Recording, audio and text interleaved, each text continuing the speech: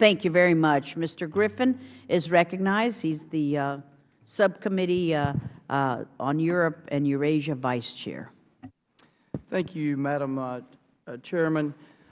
Ambassador Wallace, I'd like to, it's good to see you here. Thanks for testifying today. I'd like to dig a little deeper on the issue of auto manufacturing in Iran, and I apologize for any duplication there may have been when I was, that I might have missed. But I'd like for you to name names in terms of the success that you as a group and we collectively have had in getting some of the auto manufacturers to stop, to suspend.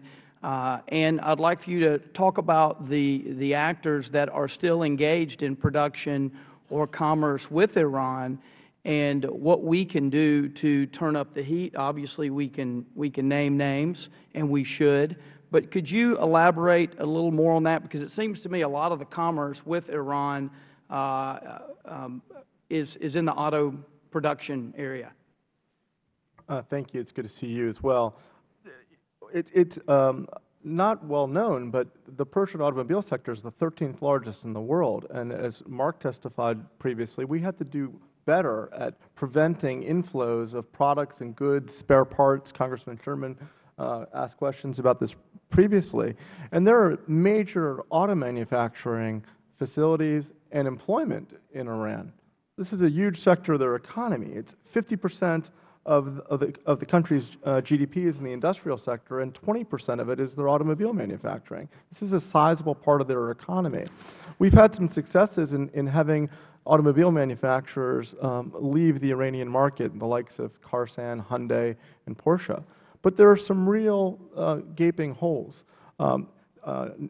Peugeot right now is a major actor in Iran, major manufacturer inside Iran in direct partnership with the IRGC. You cannot manufacture an automobile in Iran without it being manufactured by an IRGC company. We all own parts of Peugeot because we own GM. And this committee has the ability to contact the United States Treasury Department, which is its major shareholder, and say to GM, why are you if you're partnering with Peugeot, impress upon Peugeot that it cannot be the partner of the United States of America and also manufacture automobiles in Iran and sell parts into Iran.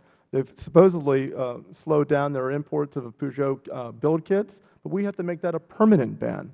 Another example is Nissan, a major manufacturer. Actually, I have a picture of the Ahmadinejad, I guess, Pope-mobile or dictator-mobile, which is a Nissan vehicle, where he's riding in a Nissan vehicle. Well, obviously, Nissan sells cars in the United States, and I don't have anything personally against Nissan, but Nissan is a major provider of vehicles to state governments and governments around the country. I would suggest that, and I would respectfully request this committee to write a letter to our friend Mayor Bloomberg in New York.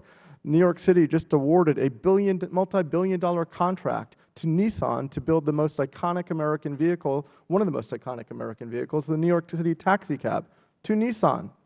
If they're going to build our New York City taxi cabs, they shouldn't be manufacturing cars with the IRGC in Iran. And we should be able to use the power of New York's pocketbook to impress upon our, Nissan to stop manufacturing automobiles in Iran. This is an important part of their sector, and it follows on what Mr. Sherman said, my colleagues on the panel have said, and we can put a real dent in this part of the economy. I'd be really interested in sitting down and talking with you. I'd be happy to help with a letter, talk about legislation. I have some notes here that Mercedes is also continuing to do business in Iran. I drive a Ford pickup, so I hope there's no issue there. I'm sure there's not. We love Ford. By the way, they didn't take any bailout funds.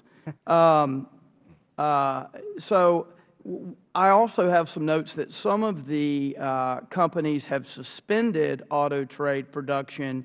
Does that mean they still have resources there?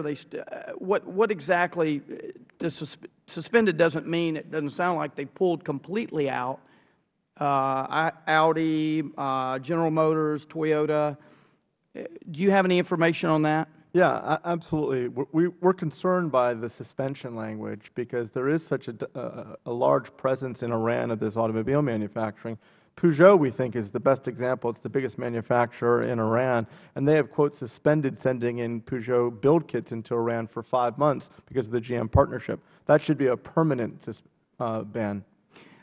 Looks like I'm out of time, but Madam Chair, I would just say that if the Federal Government owns part of General Motors, and General Motors is doing business with Peugeot, and Peugeot is in Iran, that's an outrage, and we need to do something about it. Thank you so much.